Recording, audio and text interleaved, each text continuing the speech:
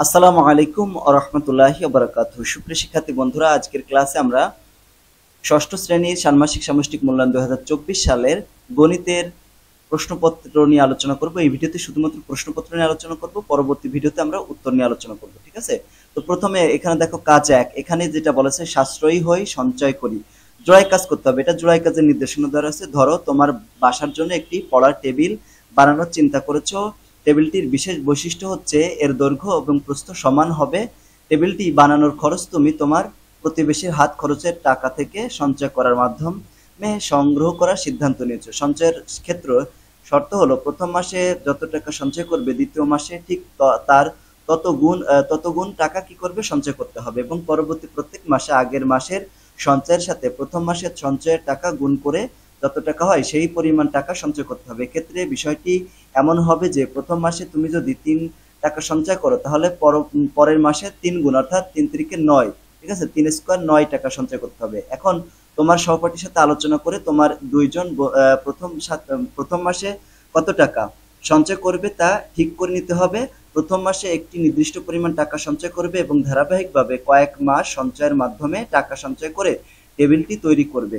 ঠিক আছে, এটা হচ্ছে আলোচনা। এবার প্রত্যেকে নিজের খাতায় এই প্রশ্নগুলো উত্তর দিতে হবে। যেমন সঞ্চয়ের হিসাব ছক আকারে লিখতে হবে, সংখ্যাগুলো কি ছকের মাধ্যমে সূচক আকারে প্রকাশ করা যাবে কিনা, ঠিক আছে, ব্যাখ্যা করতে হবে। পঞ্চম মাসে তোমার সঞ্চয়ের কত টাকা হবে, তোমার পরিকল্পনা অনুযায়ী টেবিলটি তৈরি করতে হবে, কত মাস সঞ্চয় করার প্রয়োজন হবে। ঠিক আছে, এটা হচ্ছে প্রশ্ন 1 নম্বর কাজ। তারপর 2 নম্বর কাজ হচ্ছে পরিমাপে দক্ষতা বাড়ায়। দলগত কাজ নির্দেশনা, কাগজ কেটে একটি ত্রিমাত্রিক মডেল তৈরি করতে হবে যার দৈর্ঘ্য এবং প্রস্থ উচ্চতা সমান থাকবে। দলগতভাবে কাজটি পরিকল্পনা করো এবং সবাই মিলে মডেলটি তৈরি করো। এটা কিন্তু দলগত কাজ। 1 নম্বর কাজ হচ্ছে তৈরিকৃত মডেলটি কি ধরনের জ্যামিতিক আকৃতি চিহ্নিত করে, তারপরে তৈরিকৃত মডেলটির আয়তন এবং তলের ক্ষেত্রফল নির্ণয় করতে হবে। তারপর তৈরিকৃত মডেলটি সম্পূর্ণ তলের ক্ষেত্রফল নির্ণয় করা সম্ভব কিনা উত্তরের সাপেক্ষে যুক্তি দেখাতে হবে।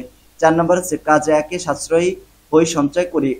উল্লেখিত টেবিলটির একটি পৃষ্ঠের ক্ষেত্রফল এবং তৈরিকৃত মডেলটির একটি পৃষ্ঠের ক্ষেত্রফলের অনুপাত বের করতে হবে।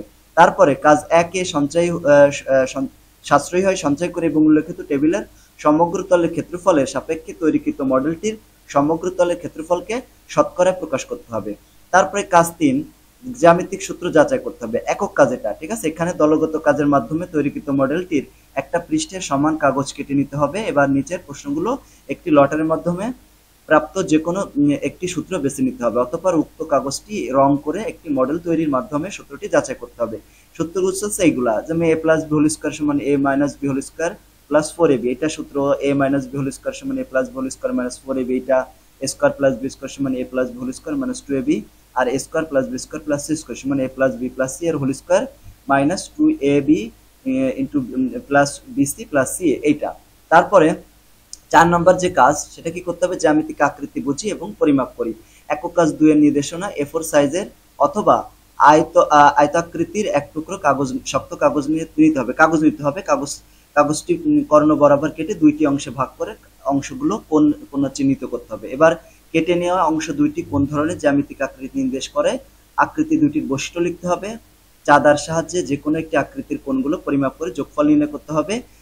2 নং এ উল্লেখিত আকৃতির বাহুগুলো যে কোনো এককে পরিমাপ করো এবং বাহুগুলো মানকে হর এবং লগ হিসাবে ব্যবহার করে যতগুলো সম্ভাব্য প্রকৃত ভগ্নাংশ তৈরি করা যায় তা লিখতে হবে। 4 নম্বরে কি করতে হবে, 3 নং এ প্রাপ্ত প্রকৃত ভগ্নাংশে 3টি করে গাণিতিক গণিতক নির্ণয় করতে হবে। 5 নম্বরে 3 নং প্রাপ্ত প্রকৃত ভগ্নাংশগুলোকে সমহর বিশিষ্ট ভগ্নাংশে রূপান্তরের মাধ্যমে লসাগু নির্ণয় করতে হবে।